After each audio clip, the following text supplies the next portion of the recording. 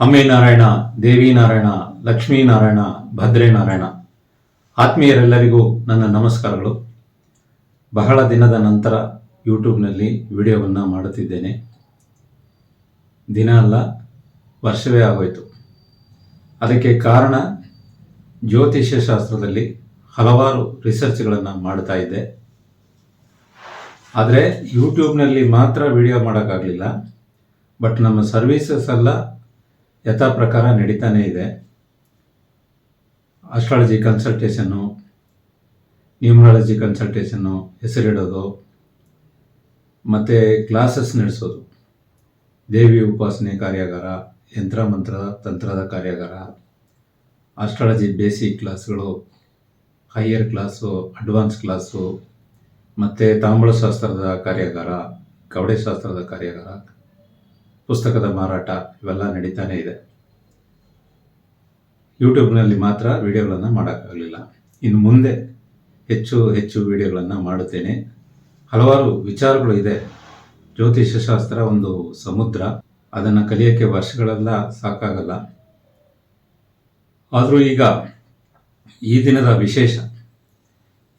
ವಿಶೇಷ ಏನೆಂದರೆ, ನಾನು ಬರೆದಂತಹ ನೀವು ಜ್ಯೋತಿಷ್ಯರೇ ಭಾಗ 2 ಆಲ್ರೆಡಿ ಬರೆದ ಪುಸ್ತಕ.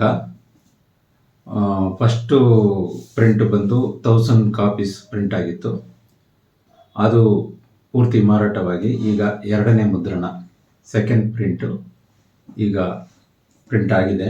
ಇದು ನಿಮ್ಮೆಲ್ಲರ ಸಹಕಾರದಿಂದ, ತಂದೆ ತಾಯಿಯ ಆಶೀರ್ವಾದದಿಂದ, ಭಗವತಿ ದೇವಿಯ ಅನುಗ್ರಹದಿಂದ ಇದು ಸಾಧ್ಯವಾಗಿದೆ. ಅದಕ್ಕೆ ತುಂಬ ನಿಮ್ಮೆಲ್ಲರಿಗೂ ಧನ್ಯವಾದಗಳು. ನಾನು ಬರೆದಂತಹ ನೀವು ಜ್ಯೋತಿಷ್ಯರೇ ಭಾಗ 1 2015ರಲ್ಲಿ ಬರೆದೆ. 2008ರಿಂದ ಫುಲ್ ಟೈಮು ಆಸ್ಟ್ರಾಲಜಿ ಕಲಿತಾ ಇದ್ದೇನೆ. ಈಗಲೂ ಕಲಿತಾ ಇದ್ದೇನೆ. 1998ರಲ್ಲಿ ಆಸ್ಟ್ರಾಲಜಿ ಕಲಿಬೇಕು ಎಂಬ ಆಸಕ್ತಿ ಉಂಟಾಗಿ ಅಲ್ಪ ಸ್ವಲ್ಪ ವಿಚಾರಗಳನ್ನು ತಿಳ್ಕೊಳ್ತಾ ಬರ್ತಾ ಇದೆ. 2008ರಿಂದ ಫುಲ್ ಟೈಮ್ ಆಗಿ ಕಲಿಯೋಕ್ಕೆ ಪ್ರಾರಂಭ ಮಾಡಿದೆ.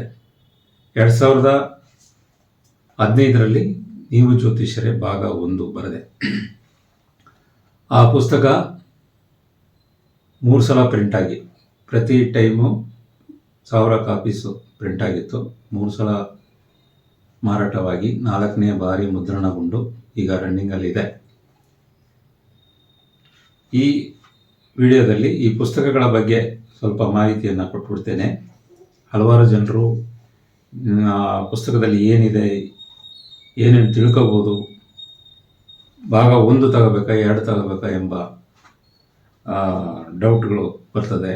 ಅದರಿಂದ ಡೀಟೇಲಾಗಿ ಹೇಳಿ ಅಂತ ಕೇಳ್ತಾರೆ.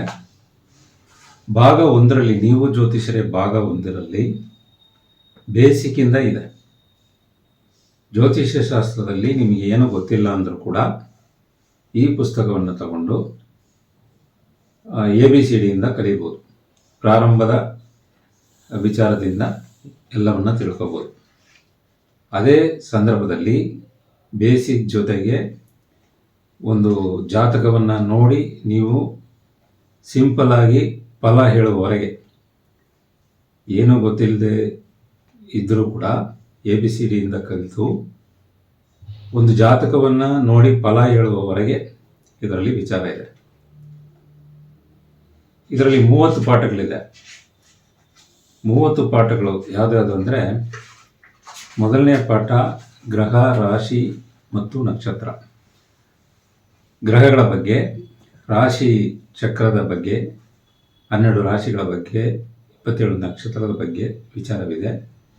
ಪಂಚಾಂಗ ಎಂದರೇನು ಎಂಬ ವಿಚಾರ ಇದೆ. ರಾಶಿ ಚಕ್ರ ಕುಂಡಲಿ ಯಾವ ಥರ ಇರುತ್ತೆ.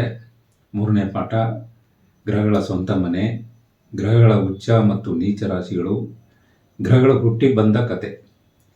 ಈ ಗ್ರಹಗಳು ಹುಟ್ಟಿ ಬಂದ ಕತೆ ಯಾವುದೇ ಗ್ರಂಥಗಳಲ್ಲಿ ಇಲ್ಲ.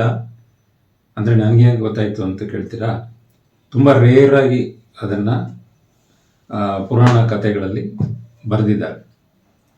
ಆ ವಿಚಾರ ಯಾಕೆ ಅಂದರೆ ಗ್ರಹಗಳ ಗುಣಗಳನ್ನು ನೀವು ತಿಳ್ಕೊಂಬಿಟ್ರೆ, ಸ್ವಭಾವಗಳನ್ನು ತಿಳ್ಕೊಂಬಿಟ್ರೆ ನೀವು ಫಲ ಹೇಳುವುದಕ್ಕೆ ತುಂಬ ಉಪಯುಕ್ತವಾಗಿರುತ್ತದೆ. ಒಂದು ಕ್ಯಾರೆಕ್ಟ್ರು, ನಾನು ಯಾವಾಗಲೂ ಹೇಳ್ತೀನಿ ಗ್ರಹಗಳನ್ನು ಮನುಷ್ಯರಂತೆ ಭಾವಿಸಿ ಅಂತ. ಅದು ಎಕ್ಸಾಂಪಲ್ಗೆ ತಕ್ಷಣ ಗ್ರಹಗಳು ಮನುಷ್ಯರ ಅಂತ ಕೇಳಬಾರ್ದು. ಆ ಥರ ಇಮ್ಯಾಜಿನ್ ಮಾಡಿಕೊಂಡು ನಾವು ಜ್ಯೋತಿಷ್ಯ ಶಾಸ್ತ್ರದಲ್ಲಿ ಪಳಗದನ್ನೇ ಹೇಳಬೇಕಾಗತ್ತೆ. ಗುರು ಗ್ರಹಕ್ಕೆ ಒಂದು ಕ್ವಾಲಿಟಿ ಇರುತ್ತೆ, ಏನು ಅಡ್ವೈಸ್ ಮಾಡೋದು. ಕುಜಗ್ರಹ ಅಂದರೆ ಕೋಪ ಬರುತ್ತೆ ಅಂತ, ಅದನ್ನು ಹಾಗೆ ಅಪ್ಲೈ ಮಾಡಿ ನೋಡಬೇಕು. ಆ ಗ್ರಹ ಎಲ್ಲಿದೆ, ಯಾವ ಮನೆಯಲ್ಲಿದೆ, ಆ ಗುಣಗಳು ಅವರಿಗಿರುತ್ತೆ. ಈಗ ಉದಾಹರಣೆಗೆ ಲಗ್ನದಲ್ಲಿ ಒಂದು ಗ್ರಹ ಇದ್ದರೆ ಆ ಗುಣಗಳು ಅವರಿಗೆ ಇರುತ್ತೆ. ಯಾವ ಗ್ರಹ ಇರುತ್ತೋ, ಯಾವ ಗ್ರಹದ ಪ್ರಭಾವ ಹೆಚ್ಚಾಗಿರುತ್ತೋ ಆ ಗುಣಗಳು ಅವರಿಗೆ ಇರುತ್ತೆ. ಸೊ ಆ ಗ್ರಹಗಳು ಹುಟ್ಟಿ ಬಂದ ಕಥೆ ಅಂತ ಇದೆ ಆ ಪಾಠ 6ರಲ್ಲಿ, ಅದು ತುಂಬ ಉಪಯುಕ್ತವಾದ ವಿಚಾರ. 7ನೇದಾಗಿ 12 ರಾಶಿಗಳಲ್ಲಿಯೂ ಜನಿಸಿದವರ ಗುಣಗಳು ಅಲ್ಲಿ ಬರುತ್ತೆ. ಗ್ರಹಗಳ ದೃಷ್ಟಿ, ಗ್ರಹಗಳ ವಕ್ರ, ಗ್ರಹಗಳ ಅಸ್ತಂಗತ, ಗ್ರಹಗಳ ಪರಿವರ್ತನೆ, ನವಾಂಶ ಮತ್ತು ವರ್ಗೋತ್ತಮ, ಕೇಂದ್ರಾಧಿಪತಿಯ ದೋಷ, ಕಾರಕವು ಭಾವನಾಸ್ತಿ, ಆಮೇಲೆ ಬಾಧಕಾಧಿಪತಿ, ಮಾರಕಾಧಿಪತಿ, ಯೋಗಾಧಿಪತಿ. ಅಂದರೆ ಹಳೆ ಗ್ರಂಥಗಳಲ್ಲಿ ಏನಾಯಿತು ಅಂದರೆ ಒಂದು ಗ್ರಂಥದಲ್ಲಿ ಯಾವುದೋ ಒಂದು ಸಬ್ಜೆಕ್ಟ್ ಮಾತ್ರ ಇರುತ್ತೆ, ಒಂದು ವಿಚಾರ ಮಾತ್ರ ಇರುತ್ತೆ. ಇದನ್ನು ತಿಳ್ಕೋಬೇಕಾದ್ರೆ ನೀವು 30 ಪುಸ್ತಕ ಓದಬೇಕಾಗುತ್ತೆ.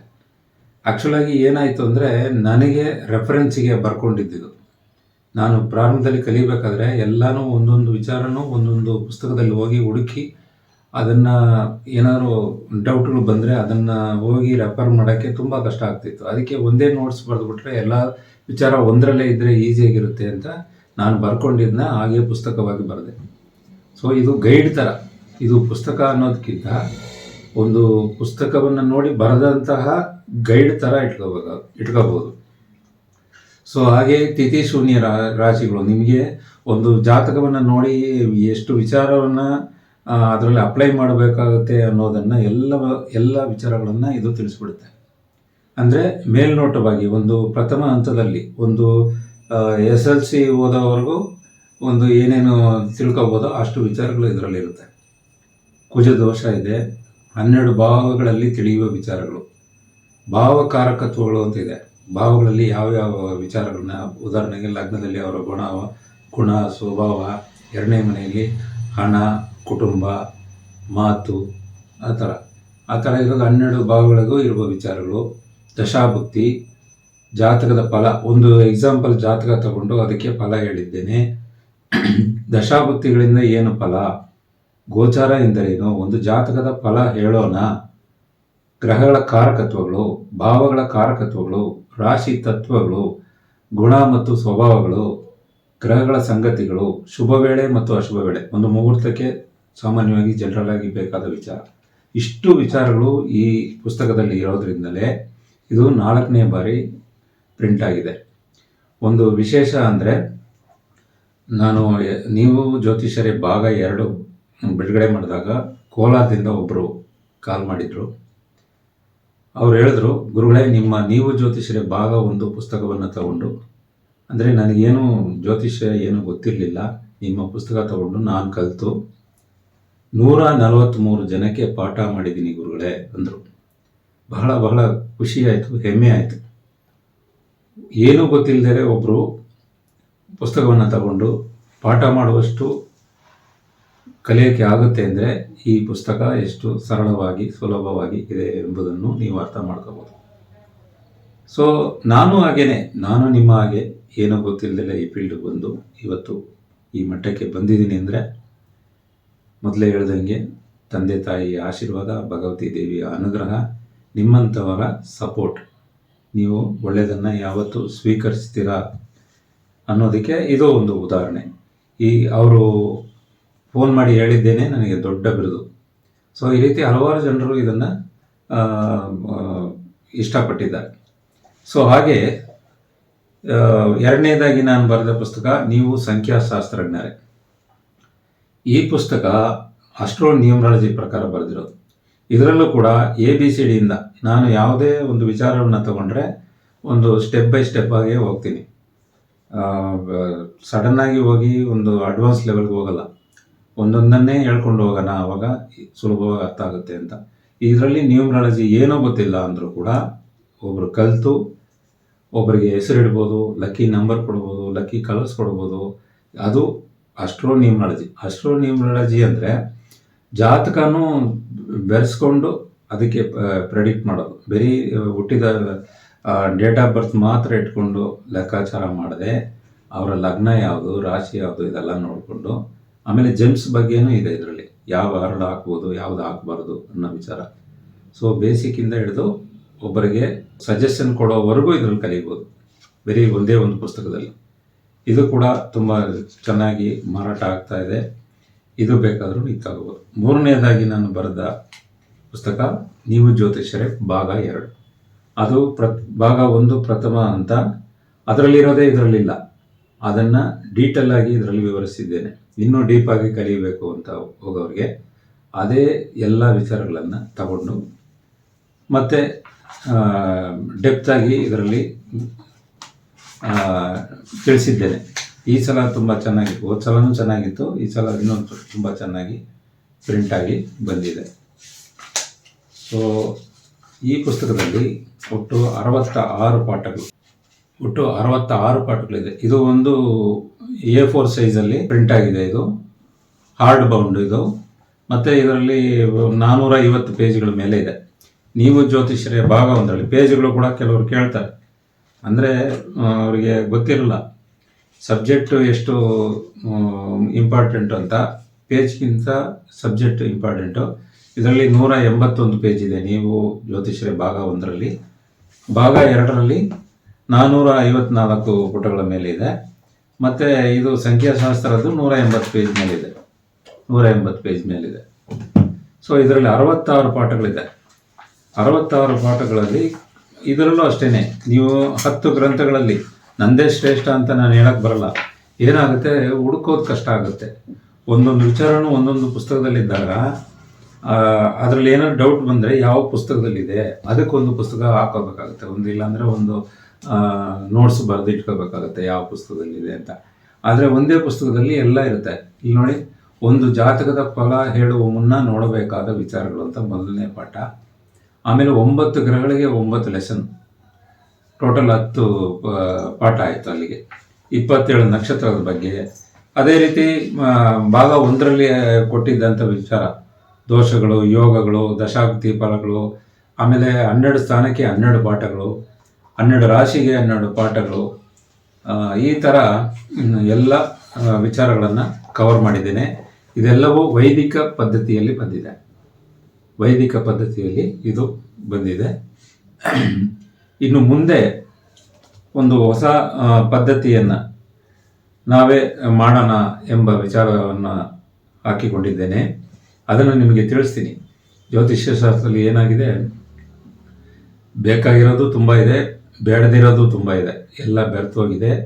ಮತ್ತು ನಾವು ಯಾವುದನ್ನು ಹುಡುಕ್ತಾ ಇದ್ದೀವಿ, ನಾವು ಫಲಜ್ಯೋತಿಷ್ಯಕ್ಕೆ ಹೋಗ್ತೀವಾ ಇಲ್ಲ ಗಣಿತ ವಿಭಾಗಕ್ಕೆ ಹೋಗ್ತೀವಾ ಅನ್ನೋದರ ಮೇಲೆ ನಾವು ಯಾವುದು ಕಲಿಬೇಕು, ಯಾವುದನ್ನು ತಗೊಂಡು ಹೋಗಬೇಕು, ಯಾವುದಕ್ಕೆ ಇಂಪಾರ್ಟೆಂಟ್ ಕೊಡಬೇಕು. ಮುಖ್ಯವಾಗಿ ದೋಷಗಳಲ್ಲಿ ತುಂಬ ಗೊಂದಲ ಇದೆ. ಅದೆಲ್ಲ ಒಂದು ರೂಪಕ್ಕೆ ತಗೊಂಬರೋಕ್ಕೆ ಪ್ಲ್ಯಾನ್ ಮಾಡಿದ್ದೇನೆ. ಮುಂದಿನ ದಿನಗಳಲ್ಲಿ ನಿಮಗೆ ತಿಳಿಸ್ತೇನೆ. ನಮ್ಮದೇ ಆದ ಒಂದು ಪದ್ಧತಿಯನ್ನು ಮಾಡುತ್ತೇನೆ. ಸೊ ಈ ಪುಸ್ತಕಗಳು ಬೇಕಾದರೂ ನೀವು ನಮ್ಮನ್ನು ಸಂಪರ್ಕಿಸಬಹುದು.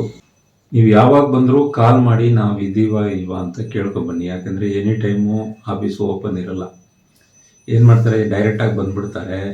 ಆಮೇಲೆ ಬೀಗ ಹಾಕಿರುತ್ತೆ, ನಾವು ಊರಿಗೆ ಹೋಗೋದಿರುತ್ತೆ, ಬೇರೆ ಕಡೆಗೆ ಹೋಗೋದಿರುತ್ತೆ, ಕೆಲಸ ಕಾರ್ಯಗಳಿರುತ್ತೆ. ಅದರಿಂದ ಯಾವಾಗಲೂ ಕಾಲ್ ಮಾಡಿಕೊಂಡು ಪುಸ್ತಕ ತಗೊಳ್ಳೋದಾದರೂ ಸರಿ, ಕನ್ಸಲ್ಟಿಂಗ್ಗೆ ಬರೋದಾದರೂ ಸರಿ. ಆಮೇಲೆ ಕನ್ಸಲ್ಟಿಂಗ್ನಲ್ಲಿ ಫ್ರೀ ಸರ್ವೀಸಸ್ ಯಾವುದೂ ಇಲ್ಲ, ಎಲ್ಲದಕ್ಕೂ ಚಾರ್ಜಸ್ ಇರುತ್ತೆ. ಯಾಕೆಂದರೆ ನಾವು 28 ವರ್ಷ ಆಯಿತು ಫೀಲ್ಡಿಗೆ ಬಂದು, ಅದರಲ್ಲಿ 18 ವರ್ಷ ಫುಲ್ ಟೈಮು ಜ್ಯೋತಿಷ್ಯರಾಗಿದ್ದೇವೆ. ಅದರಿಂದ ಇದೇ ನಮಗೆ ಬದುಕು ಆಗಿರೋದ್ರಿಂದ ಫ್ರೀ ಕನ್ಸಲ್ಟಿಂಗು ಯಾವುದೂ ಇಲ್ಲ. ಅದನ್ನು ಅರ್ಥ ಮಾಡ್ಕೊಳ್ಳಿ. ಚಾರ್ಜಸ್ ಇರುತ್ತೆ. ಏನು ಚಾರ್ಜಸ್ ಏನು ಅಂದರೆ ಕಾಲ್ ಮಾಡಿ ಕೇಳಿಕೊಂಡು ಬನ್ನಿ, ನೇರವಾಗಿ ಬರಬೇಡಿ. ಬಂದು ವಾಪಸ್ ಹೋದರೆ ನಮಗೆ ಬೇಜಾರಾಗುತ್ತೆ. ಅಷ್ಟು ದೂರದಿಂದ ಬೇರೆ ಊರಿಂದೆಲ್ಲ ಬಂದಿರ್ತಾರೆ, ನಾವು ಯಾವುದೋ ಊರಲ್ಲಿ ಇರ್ತೀವಿ. ಅವರು ಬಂದು ಸುಮ್ಮನೆ ವಾಪಸ್ ಆಗೋದು ಅಂದರೆ ನಮ್ಗೆ ಕಷ್ಟ ಆಗುತ್ತೆ. ಅದರಿಂದ ಯಾವಾಗಲೂ ಕಾಲ್ ಮಾಡ್ಕೊಂಡು, ಯಾವುದೇ ವಿಚಾರವಾಗಿ ಬಂದರೂ ಸರಿ ಕಾಲ್ ಮಾಡ್ಕೊಂಡು ಬನ್ನಿ. 4ನೇದಾಗಿ ನಾನು ಬರೆದ ಪುಸ್ತಕ ಕವಡೆಗಳು ಮಾತನಾಡುತ್ತವೆ. ಬಹಳ ಅದ್ಭುತವಾದ ಪುಸ್ತಕ. ಇದು ಸಾಮಾನ್ಯ ವಿಧಾನ.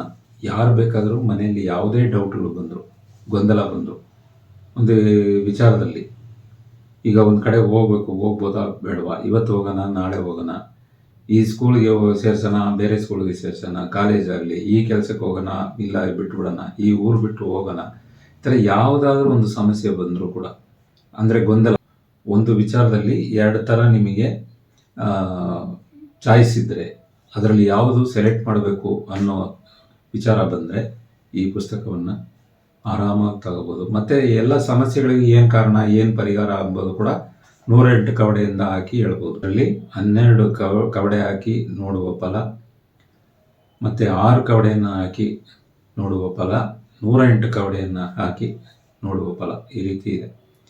ಈ ರೀತಿ ಎಲ್ಲ ವಿಚಾರಗಳು ಈ ಪುಸ್ತಕದಲ್ಲಿದೆ. ಇದು ತುಂಬ ಹೆಚ್ಚು ಜನ ಪರ್ಚೇಸ್ ಮಾಡ್ತಾ ಇದ್ದಾರೆ. ಮತ್ತು ಇದರಲ್ಲಿ ಯಾವುದೇ ಗೊಂದಲ ಬರಲ್ಲ. ನಿಮಗೆ ಒಂದು ಪುಸ್ತಕ ತಗೊಂಡು ಒಂದು ಸಬ್ಜೆಕ್ಟನ್ನು ನೀವು ಕಲಿಬೇಕು ಅಂದರೆ ಅದರಲ್ಲಿ ಯಾವುದೇ ಡೌಟ್ಗಳು ಬರದಂಗೆ ಕ್ಲಿಯರ್ ಮಾಡಿರ್ತೀನಿ. ಮತ್ತು ಇದ್ರ ಪ್ರಶ್ನೆ ಉತ್ತರ ಕೂಡ ನಮ್ಮ ಸ್ಟೂಡೆಂಟ್ಸ್ಗಳೆಲ್ಲ ಕೇಳಿ ನಾನು ಅವರಿಗೆ ನೀಡಿದ ಉತ್ತರಗಳನ್ನು ಕೂಡ ಎಲ್ಲ ಥರದ ಪ್ರಶ್ನೆಗಳಿಗೆ ಉತ್ತರವನ್ನು ಕೊಟ್ಟಿದ್ದೇನೆ. ಇದು ತೊಗೊಂಡ್ರೆ ನಿಮಗೆ ಎಲ್ಲ ಡೌಟ್ಗಳು ಕ್ಲಿಯರ್ ಆಗುತ್ತೆ. ಇದರದ್ದು ವಿಡಿಯೋ ಬೇಕಾದರೂ ವಿಡಿಯೋ ಸಿಗುತ್ತೆ, ಕವಡೆ ಬೇಕಾದರೂ ನಾನೇ ಪೂಜೆ ಮಾಡಿ ಸಿದ್ಧಿ ಮಾಡಿದ ಕವಡೆಗಳು ಸಿಗುತ್ತೆ. ಚಾರ್ಜಸ್ ಆಗುತ್ತೆ. ನೀವು ಕಾಲ್ ಮಾಡಿ ಕೇಳಿ ತಿಳ್ಕೊಳ್ಳಿ. ಪುಸ್ತಕ ಬೇಕು ಅಂದರೆ ನೀವು ಕೊರಿಯರಲ್ಲಿ ಕೂಡ ತರಿಸ್ಕೋಬೋದು. ಯಾವುದೇ ಊರಿಗೂ ಕೂಡ ಕಳಿಸ್ಕೊಡ್ತೀವಿ. ಹಾಗೆ ನಮ್ಮ ಕಾರ್ಯಾಗಾರಗಳಲ್ಲಿ ಭಾಗವಹಿಸಬೇಕಾದ್ರೆ ಮುಖ್ಯವಾಗಿ ದೇವಿ ಉಪಾಸನೆ ಕಾರ್ಯಾಗಾರ ಪ್ರತಿ ತಿಂಗಳು ಶುಕ್ಲ ಪಕ್ಷದಲ್ಲಿ ಶುಕ್ರವಾರದಂದು ಇರುತ್ತದೆ. ನೀವು ಮುಂಚಿತವಾಗಿ ಅಡ್ವಾನ್ಸ್ ಮಾಡಿ ಬುಕ್ ಮಾಡ್ಕೋಬೋದು. ಇಂಡಿವಿಜುವಲ್ ಕ್ಲಾಸಸ್ ಇರುತ್ತೆ. ಅಂದರೆ ನೀವು ಯಾರು ಬರ್ತಾರೋ, ಎಷ್ಟು ಜನ ಬರ್ತಾರೋ ಅವರಿಗೆ ಪ್ರತ್ಯೇಕವಾದ ಕಾರ್ಯಾಗಾರ ಇರುತ್ತೆ. ದೇವಿ ಉಪಾಸನೆ ಕಾರ್ಯಾಗಾರ ಪ್ರತಿ ತಿಂಗಳು ಶುಕ್ಲ ಪಕ್ಷದಲ್ಲಿ ಶುಕ್ರವಾರ 2 ವಾರಗಳಲ್ಲಿ ಇರುತ್ತದೆ. ನೀವು ಅಡ್ವಾನ್ಸ್ ಮಾಡಿ ರಿಜಿಸ್ಟರ್ ಮಾಡಿಕೊಂಡ್ರೆ ನಿಮಗೆ ಡೇಟನ್ನು ತಿಳಿಸುತ್ತೇನೆ. ಮತ್ತು ಅದರ ಜೊತೆಗೆ ಯಂತ್ರ ಮಂತ್ರ ತಂತ್ರದ ಕಾರ್ಯಾಗಾರವನ್ನು ಇಂಡಿವಿಜುವಲ್ ಆಗಿ ಮಾಡಲಾಗುತ್ತದೆ. ಉಳಿದಂತೆ astrology basic class videos, higher class videos, ನಕ್ಷತ್ರ ಮತ್ತು ಪರಿಹಾರದ ಕಾರ್ಯಾಗಾರದ ವಿಡಿಯೋಸು, ಕವಡೆಶಾಸ್ತ್ರದ ಕಾರ್ಯಾಗಾರದ ವಿಡಿಯೋ, ತಾಂಬೂಲಶಾಸ್ತ್ರದ ಕಾರ್ಯಾಗಾರದ ವಿಡಿಯೋ, ಮತ್ತು ಜ್ಯೋತಿಷ್ಯ ಶಾಸ್ತ್ರದಲ್ಲಿ ಅಡ್ವಾನ್ಸ್ ಕ್ಲಾಸ್ ಮಾಡಿದ ವಿಡಿಯೋಗಳು ಇವೆಲ್ಲವೂ ರೆಡಿ ಇರುತ್ತೆ. ಯಾವಾಗ ಬೇಕಾದರೂ ನೀವು ಕಾಲ್ ಮಾಡಿ ಅಮೌಂಟು ಎಷ್ಟು ಅಂತ ವಿಚಾರಿಸಿ ಅಡ್ವಾನ್ಸ್ ಮಾಡಿ ಪರ್ಚೇಸ್ ಮಾಡ್ಕೋಬೋದು. ಹಾಗೆ ಇನ್ನು ಮುಂದಿನ ದಿನಗಳಲ್ಲಿ ನಮ್ಮದೇ ಆದ ಒಂದು ಮೆಥಡನ್ನು ಪ್ರಾರಂಭ ಮಾಡಲಿದ್ದೇನೆ. ಅದರ ಕಾರ್ಯಾಗಾರ ನಡೆಯಲಿದೆ. ಮುಂದಿನ ದಿನಗಳಲ್ಲಿ ಅದರ ಬಗ್ಗೆ ಡೀಟೇಲ್ಸ್ ಕೊಡ್ತೇನೆ. ಹಲವಾರು ವಿಚಾರಗಳನ್ನು ಒಂದುಗೂಡಿಸಿ ಒಂದು ಜ್ಯೋತಿಷ್ಯದಲ್ಲಿ ಇನ್ನೂ ನಿಖರವಾಗಿ ಫಲಗಳನ್ನು ಹೇಳೋಕ್ಕೆ ಪ್ರಯತ್ನವನ್ನು ಮಾಡ್ತೇವೆ. ಮುಂದಿನ ಜನ್ರೇಷನ್ಗೆ ಈಗ ಆಲ್ರೆಡಿ ಇರೋದ ವಿಚಾರಗಳನ್ನು ಕೊಡೋದಲ್ಲದೆ ಇನ್ನೂ ಹೆಚ್ಚು ಕಲಿತು ಹೆಚ್ಚು ನಿಖರವಾಗಿ ಫಲ ಹೇಳುವ ಮಾರ್ಗವನ್ನು ತೋರಿಸಿಕೊಡುತ್ತೇನೆ. ನಾನು ಕಂಡುಹಿಡಿದಿರುವ ಮಾರ್ಗಗಳನ್ನು ನಿಮಗೆ ತಿಳಿಸಿಕೊಡುತ್ತೇನೆ. ಸೊ ಅದರಿಂದ ನೀವೆಲ್ಲ ಟಚ್ಚಲ್ಲೇ ಇರಿ. ಹಾಗೆ ಮುಂದಿನ ಒಂದು 4-5 ಎಪಿಸೋಡ್ಗಳಲ್ಲಿ ನಮ್ಮಲ್ಲಿ ನಡೀತಾ ಇರುವ ಕಾರ್ಯಾಗಾರಗಳ ಬಗ್ಗೆ ತಿಳಿಸಿದ್ದೇನೆ. ಅದಾದ ನಂತರ ಹೊಸ ವಿಚಾರಗಳನ್ನು ಜ್ಯೋತಿಷ್ಯದಲ್ಲಿ ಯೂಟ್ಯೂಬ್ನಲ್ಲೂ ತಿಳಿಸ್ತೇನೆ. ಹಾಗೆ ನನ್ನ ಹತ್ರ ಏನಾದರೂ ಸಣ್ಣ ಪುಟ್ಟ ಪ್ರಶ್ನೆ ಕೇಳೋದಾದರೆ, ಒಂದು ಜಾತಕ ನೋಡೋಕ್ಕೆ ಚಾರ್ಜಸ್ ಆಗುತ್ತೆ.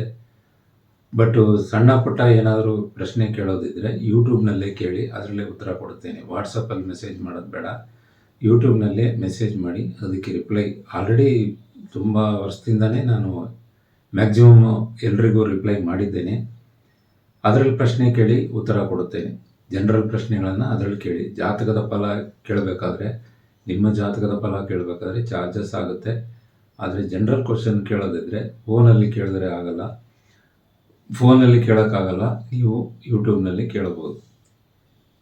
ಹಾಗೆ ಇನ್ನೊಂದು ವಿಚಾರ, ಯೂಟ್ಯೂಬ್ನಲ್ಲಿ ವಿಡಿಯೋ ಮಾಡದೇ ಇರೋದಕ್ಕೆ ಇನ್ನೊಂದು ಕಾರಣವೂ ಇದೆ. ಅದನ್ನು ಮುಂದಿನ ದಿನಗಳಲ್ಲಿ ತಿಳಿಸ್ಕೊಡ್ತೇನೆ. ಹೀಗೆ ನಿಮ್ಮ ಸಪೋರ್ಟನ್ನು ನೀಡ್ತಾ ಇರಿ. ವಿಡಿಯೋಗಳು ಇಷ್ಟವಾದರೆ ಲೈಕ್ ಮಾಡಿ, ಕಮೆಂಟ್ ಮಾಡಿ, ಶೇರ್ ಮಾಡಿ. ನಿಮ್ಮ ಮನೆ ದೇವರು, ನಿಮ್ಮ ಇಷ್ಟ ದೇವರು ಹಾಗೂ ಭಗವತಿ ದೇವಿಯು ನಿಮಗೆ ಸಂಪೂರ್ಣವಾಗಿ, ನಿಮಗೂ ನಿಮ್ಮ ಕುಟುಂಬಕ್ಕೂ ಅನುಗ್ರಹಿಸಲಿ ಎಂದು ಆಶೀರ್ವದಿಸುತ್ತಾ ಎಲ್ಲರಿಗೂ ಒಳ್ಳೆಯದಾಗಲಿ. ನಮಸ್ಕಾರ.